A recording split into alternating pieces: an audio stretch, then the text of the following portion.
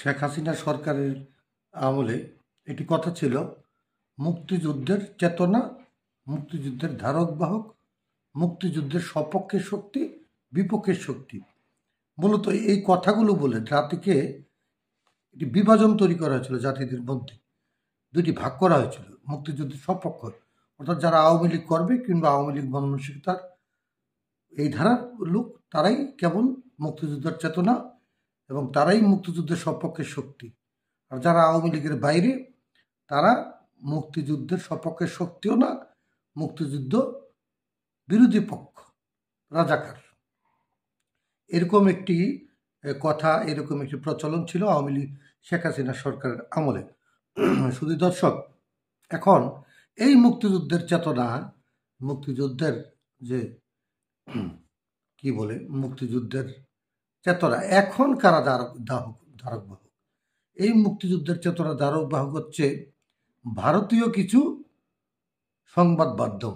আপনি ইদানিং social media, ভারতের যে সোশ্যাল মিডিয়াগুলো আপনি দেখলেই সেখানে দেখবেন এই সরকার অবৈধ, ডক্টর ইউনূস সরকার অবৈধ, তার বিরুদ্ধে আন্তর্জাতিক আদালতে মামলা হয়েছে, সে অবৈধ সরকার, সে এটা, সে সেটা, সে নানান কিছু সেই ধরনের কীভাবে এখন সেই সাংবাদিক তাদেরকে প্রশ্ন যদি করি যে 2018 সালে যে নির্বাচন হলো, সেখানে দিনের ভোট রাতে করা হলো, সেই সময় আপনারা কোথায় ছিলেন?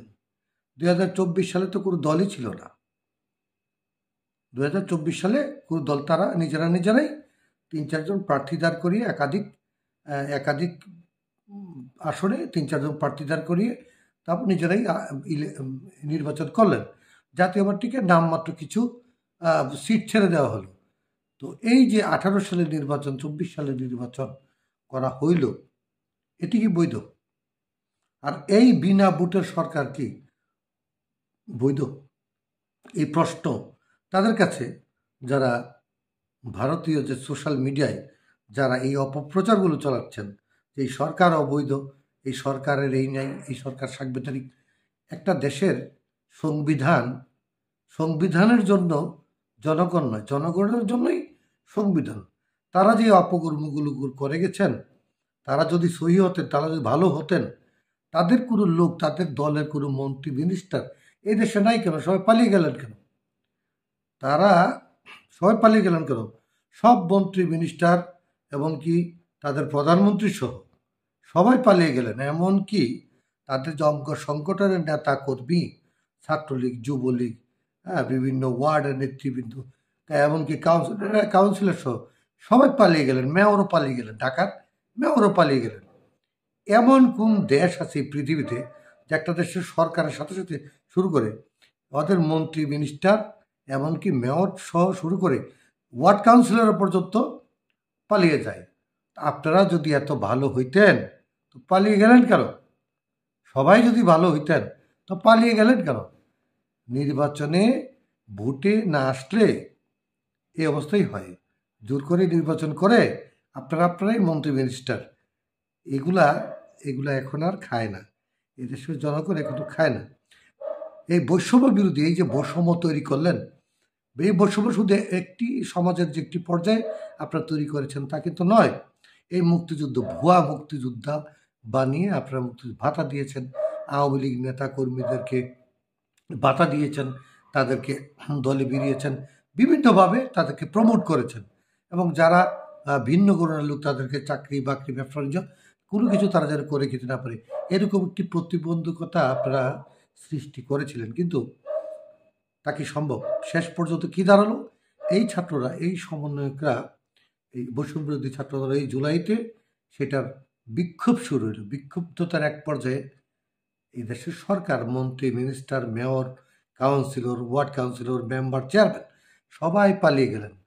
আপনাদের মধ্যে কি একজন ভালো লোকই ছিল না যে সে কিনা যার স্বপদে বহাল আছে কিংবা নিজ বাড়িতে থাকেন? আপনারা তো সবাই চোর। যদি না হবেন তো আপনারা পালিয়ে গেলেন কেন? আপনারা প্রতিবাদ করেন, আপনারা এসে বলেন যে ডক্টর ইউনূস সরকার আপনি তো অবৈধ, আপনি সমন্বয়করা যে উপদেষ্টা এরা অবৈধ, আসেন বলেন আপনারা। এখন কথা দাঁড়াচ্ছে যে আপনি সংবিধানে দোহাই দিচ্ছেন। সংবিধান তো আপনারা বানিয়ে গেছেন, আপনারা ইচ্ছামতো ভোট করেছেন, ইচ্ছামতো সংবিধান লিখে দিচ্ছেন, যা মনে চায় আপনারা যা মনে চায় তাই করেছেন। ট্রাইব্যুনাল, বিচার বিভাগ থেকে শুরু করে প্রতিটা বিভাগে আপনাদের লোক বসা ছিল, সেখানে আপনারা যেইভাবে খুশি সেইভাবে আপনারা করে গেছেন।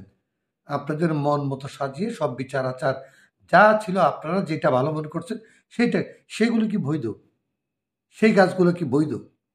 আগে বিচারক রায় দিয়েছে যে খালেদা জিয়ার বেশ কটি মামলা ইতিমধ্যেই খারিজ হয়ে গেল। এখন বিচারক রায় দিচ্ছে যে আগের মামলাগুলো, আগের বিচারগুলো সঠিক নয়। তো আগের বিচারগুলো সঠিক তো থাকলে এখনের বিচার সঠিক, তাহলে বিচার বিভাগকে তো আপনারা নষ্ট করে ফেলছেন। বিচার বিভাগ বলতে তো কিছু ছিল না, আপনারা বৈধ হলেন কি করে? এই প্রশ্ন তো এখন আমরা এই দেশ জাতি জনগণের কাছে, এই যে ছাত্ররা আন্দোলন করলো, ছাত্ররা এই যে ছাত্র জনতা যে একটা বিশাল বিক্ষোভ গণ অভ্যুত্থান হইল, তো এই আন্দোলন সঠিক ছিল এবং এই সরকার সম্পূর্ণ বৈধ। সাংবিধানিক যদি কোনো বাধ্যবাধকতা থাকে সেক্ষেত্রে সংস্কার করা হবে, কারণ সংবিধানের জন্য জাতি নয়, জাতির জন্যই সংবিধান। সংবিধান সেখানে গণ অভ্যুত্থান হলে সংবিধানে কি করা হবে সেটি তো আর আপনারা লিখে যাননি, কারণ আপনারা তো 2041 সাল পর্যন্ত ক্ষমতা থাকবে বলেছিলেন। আপনাদের রূপকল্প 2041, কোনো ভোটের নির্বাচনের দরকার ছিল না। তাও পারতেন যদি এদেশের ছাত্ররা আজকে আন্দোলন না করে, আন্দোলন না করতো, তা আপনারা এইভাবে দেশটা চালাইতেন, চুরিচামারি করতেন, হাজার হাজার কোটি টাকা মেরে খেতেন। আপনাদের পিওনের 200 কোটি টাকা, আপনাদের এপিএসের হাজার হাজার কোটি টাকা আপনারা এখনো বড় বড় গলায় কথা বলেন কিভাবে? এবং এই ভারতীয় এই সোশ্যাল মিডিয়া আপনার কি চেতনা কি? টাকা মেরে দেওয়ার চেতনা কি? চুরির চেতনা? মুক্তিযুদ্ধের চেতনা বলতে আপনারা কি বুঝান? চুরিদারি, বাটপারি, এগুলোকে মুক্তিযুদ্ধের চেতনা সপক্ষে সত্যি? আপনারা যদি ভালো হবেন কেন পালিয়ে গেলেন? আসেন এখন এসে বলেন যে আপনারা অবৈধ। এগুলা এখন আর জনগণ নেয় না। শুধু দর্শক, আজকে এ পর্যন্তই। ভালো থাকবেন। আবার কোনো বিষয় নিয়ে আপনার সাথে দেখা হবে। সে পর্যন্ত ভালো থাকবেন। আল্লাহ হাফেজ।